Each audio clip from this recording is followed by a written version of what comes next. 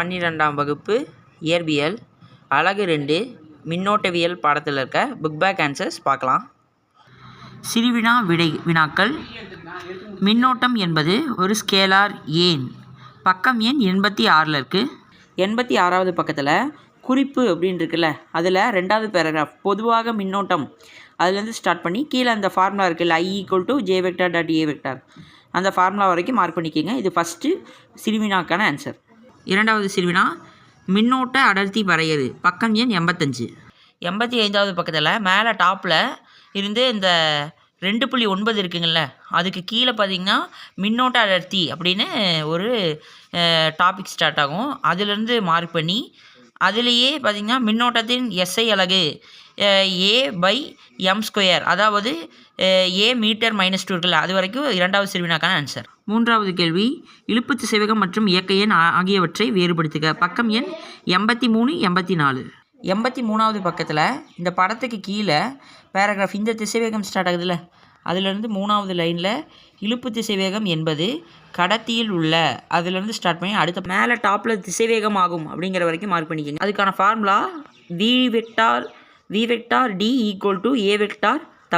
அதே கொஷின்லேயே 2வது இது இயக்க எண்கானது, அதுக்கு கீழேயே இயக்க எண் என்பது ஓரலகு அப்படின்னு ஸ்டார்ட் ஆகுதுல்ல, இந்த இடத்துலேருந்து கீழே இயக்க எண்ணின் SI அலகு மீட்டர்², அதில் அந்த வோல்டு -1 S -1 அது வரைக்கும். 4வது கேள்வி ஓம் விதியின் நுண் வடிவத்தை கூறு, பக்கம் எண் 123. 123வது பக்கத்தில் நான் ஏதோ எழுதி வச்சுருக்கேன், அதே மாதிரி நீங்களும் எழுதி வச்சுக்கோங்க.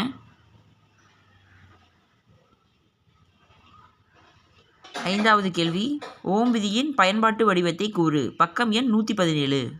5வது கேள்விக்கும் புக்கில் சரியான விளக்கம் இல்லை, அதனால் 117வது பக்கத்தில் எழுதி வச்சுருக்கேன், இதையும் நோட் பண்ணி எழுதி வச்சுக்கோங்க. 6வது கேள்வி ஓம் விதிக்கு உட்படும் மற்றும் ஓம் விதிக்கு உட்படாத சாதனங்கள் யாவை, பக்கம் எண் 87. 87வது பக்கத்தில் இந்த 2 படம் இருக்கா, இந்த 2 படத்தையும் மார்க் பண்ணி வச்சுக்கோங்க. அந்த படத்துக்கு கீழே ஒரு பொருளின் மீது செல்லும் அப்படின்னு எழுதியிருக்கா, அந்த இடத்துலேருந்து மேலே இந்த இடத்துலேருந்து கீழே அமையாது, அது வரைக்கும் மார்க் பண்ணி வச்சுக்கோங்க. இது சிறுவினா 6க்கான ஆன்சர். எடுத்துக்காட்டு ஓம் விதிக்கு உட்படும் பொருட்களுக்கு எடுத்துக்காட்டு மின்தேக்கி, மின்தடை. அதே மாதிரி உட்படாத பொருளுக்கு எடுத்துக்காட்டு பார்த்திங்கன்னா டயோடு. 7வது கேள்வி மின்தடையின் வரையறு, பக்கம் எண் 88. 88வது பக்கத்தில் ரைட் சைடில் மேலே பார்த்திங்கன்னா டார்க் லைன் எழுதியிருக்காங்கள்ல, பொருளின் மின்தடையன் என்பது, அதிலிருந்து ஸ்டார்ட் பண்ணி இதன் SI அலகு ஓம் மீட்டர், அது வரைக்கும் பார்த்திங்கன்னா மார்க் பண்ணிக்கோங்க. அந்த டார்க் லைனில் இருக்கிறத ஃபுல்லாக மார்க் பண்ணிக்கோங்க. 8வது கேள்வி வெப்ப மின்தடை எண் வரையறு, பக்கம் எண் 95. 8வது கேள்விக்கு மின்தடை வெப்பநிலை எண் என்பது அப்படின்னு ஸ்டார்ட் ஆகுது பார்த்திங்களா, மேலேருந்து கரெக்டாக 3வது பேராகிராஃபில் டார்க் லைனில் எழுதியிருக்குல்ல, அதிலிருந்து மார்க் பண்ணி இங்கே பார்த்திங்கன்னா இதன் அலகு டிகிரி செல்சியஸ் ஆகும், அது வரைக்கும் பார்த்திங்கன்னா நீங்கள் மார்க் பண்ணிக்கோங்க. அது 8வது சிறுவினைக்கான ஆன்சர். 9வது சிறுவினா மீக்கடத்து திறன் என்றால் என்ன, பக்கம் எண் 96. 96வது பக்கத்தில் உங்களுக்கு தெரியுமால ஒரு சில பொருட்களில் அப்படின்னு ஸ்டார்ட் ஆகுதுல்ல, முதல்லையே அந்த இடத்துலேருந்து இது இந்த இடத்துல எனப்படும் அப்படின்னு இருக்குது பார்த்தீங்களா, மீ கடத்திகள் எனப்படும், அது வரைக்கும் மார்க் பண்ணிக்கோங்க. 10வது கேள்வி மின்திறன் மற்றும் மின் ஆற்றல் என்றால் என்ன, அதுக்கு பார்த்திங்கன்னா 97, 98வது பக்கத்தில் இருக்குது. 10வது கேள்விக்கு ஆன்சர் பார்த்திங்கன்னா ஒரு மின்சாதனம் அப்படின்னு கீழே 98ஆம் பக்கத்தில் இந்த இடத்துலேருந்து ஸ்டார்ட் பண்ணி காண வேண்டும், இது வரைக்கும் மார்க் பண்ணிக்கோங்க. அதுக்கடுத்தது மின்னாற்றலை அளவிட கிலோவாட் மணி பயன்படுகிறது, அவ்வளோதான். 11வது கேள்வி ஒரு மின்சுற்றில் மின்திறனுக்கான சமன்பாடு P = VI என்பதை வருவி, பக்கம் எண் 97. 11வது கேள்விக்கு 97வது பக்கத்தில் கீழேருந்து இது இந்த இடத்துல மின்னழுத்த ஆற்றலை 2.31 ஃபார்முலாக்கு மேலே மின்னழுத்த ஆற்றல் அளிக்கப்படும் வீதம்னு ஸ்டார்ட் ஆகுதுல்ல, இதிலேருந்து மின்திறன் P எனப்படும், இது வரைக்கும் ஃபஸ்ட்டு பாயிண்ட்டு. செகண்ட் பாயிண்ட்டு இந்த ஃபார்முலாலேருந்து ஸ்டார்ட் பண்ணி அடுத்த ஃபார்முலா P = VAன்னு இருக்குல்ல, இது வரைக்கும் மார்க் பண்ணிக்கோங்க. இது செகண்ட் பாயிண்ட்டு. தேர்ட் பாயிண்ட்டு மின்திறனின் SI அலகு வாட், இப்படி மார்க் பண்ணிக்கோங்க. 12வது கேள்வி மின்சுற்றில் திறனுக்கான பல்வேறு வகையான சமன்பாட்டை எழுதுக, பக்கம் எண் 98. 98வது பக்கத்தில் ஓம் விதியின் பயன்பாடு உங்களுக்கு தெரியுமாக்கு மேலே இருக்குல்ல, ஓம் விதியை பயன்படுத்தி அதிலிருந்து ஸ்டார்ட் பண்ணி ஃபார்முலா எண் 2.34 வரைக்கும் குறிச்சிக்கோங்க. அது 12வது கேள்விக்கான ஆன்சர். 13வது கேள்வி கிர்ச்சாஃப்பின் மின்னோட்ட விதியை கூறுக, பக்கம் எண் 104வது பக்கத்தில் இருக்குது. 13வது கேள்வி 104வது பக்கத்தில் கிரிக்கியாப்பின் முதல் விதின்னு இருக்குல்ல, அந்த இதில் எந்த ஒரு சந்தியிலும் சந்திக்கின்ற மின்னோட்டங்களின் குறியல் கூட்டுத்தொகை சுழியாகும். இதுதான் பார்த்தீங்கன்னா 13வது கொஸ்டினுக்கான ஆன்சர். 14வது கேள்வி, கிரிக்காப்பின் மின்னழுத்த வேறுபாட்டு விதியை கூறுக. பக்கம் எண் 105. 105வது பக்கத்தில் மேலே இவ்விதிப்படி அப்படின்னு ஸ்டார்ட் ஆகுதுல்ல, அதுலேருந்து கூட்டுத்தொகைக்கு சமம் அப்படின்னு டார்க் லைனில் எழுதியிருக்காங்க பார்த்தீங்களா, அதை ஃபுல்லாக மார்க் பண்ணிக்கோங்க. அது வந்து 14வது கேள்விக்கான ஆன்சர். 15வது கேள்வி, மின்னழுத்தமானி தத்துவத்தை கூறுக. பக்கம் எண் 109, 110.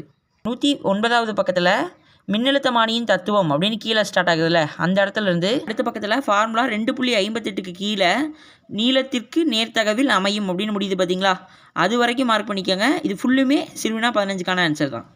சிறுவினா 16, ஒரு மின்கலத்தின் அகமின் தடை என்பது பொருள் என்ன. பக்கம் எண் 100. சிறுவினா 16க்கு 100வது பக்கத்தில் இந்த படத்துக்கு கீழே கரெக்டாக 4வது லைனில் ஒரு மின்கல தொகுப்பானது அப்படின்னு ஸ்டார்ட் ஆகுதா, அதிலிருந்து கீழே ஆர் எனப்படும். இது வரைக்கும் சிறுவினா 16க்கான ஆன்சர். 17வது கேள்வி, ஜூல் வெப்ப விதியை கூறுக. 112வது பக்கம் இருக்குது.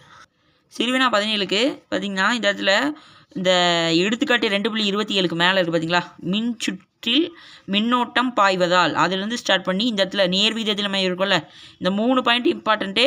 இதை எழுதிட்டு மேலே ஃபார்முலா H=I² RTன்னு இருக்குல்ல, இதையும் குறிச்சிக்கோங்க.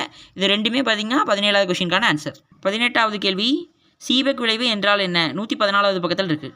சீபெக் விளைவுக்கு இது 18வது கேள்வி. அது பார்த்திங்கன்னா மேலே சீபெக் விளைவுனே ஹெட்டிங் போட்டிருக்கு பார்த்தீங்களா, அதிலேருந்து ஒரு மூடிய சுற்றில் இரு வெவ்வேறு இதிலேருந்து ஸ்டார்ட் பண்ணி கீழே இங்கே எனப்படும். இது ஃபுல்லுமே மார்க் பண்ணிக்கோங்க, இது ஃபுல்லுமே வரும். அப்புறம் சீபெக் விளைவின் பயன்பாடுன்னு கேட்பாங்க, அதுக்கு இந்த இடத்துலேருந்து ஸ்டார்ட் பண்ணி 19வது கேள்வி, தாம்சன் விளைவு என்றால் என்ன. 115வது பக்கத்தில் இருக்குது. தாம்சன் விளைவுனே ஹெட்டிங் போட்டிருக்கு. ஒரு கடத்தியின் இரு புள்ளிகள் அதிலிருந்து ஸ்டார்ட் பண்ணி மீள் விளைவு எனப்படும் அப்படின்னு டார்க் லைனில் இருக்குது பார்த்தீங்களா, அதை ஃபுல்லாக குறிச்சிக்கோங்க. அது வந்து 19வது கொஸ்டினுக்கான ஆன்சர். 20வது கேள்வி, பெல்டியர் விளைவு என்றால் என்ன. 115வது பக்கத்தில் இருக்குது.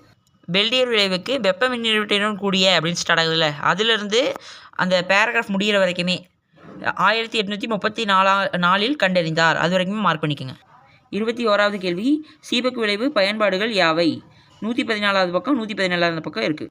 சீபெக் விளைவு பயன்பாடுகள் அது பார்த்திங்கன்னா சிறுவினா 21க்கு இந்த இடத்துலேருந்தே ஸ்டார்ட் பண்ணி அடுத்த பக்கத்தில் சீபெக் விளைவு பயன்படுகிறது, அது வரைக்குமே குறிச்சிக்கோங்க. Thank you students. இதோட நான் இந்த வீடியோ முடிஞ்சது. GKS ஐடியாஸை சப்ஸ்கிரைப் பண்ணி இந்த வீடியோவுக்கு லைக் கொடுத்து வச்சுக்கோங்க.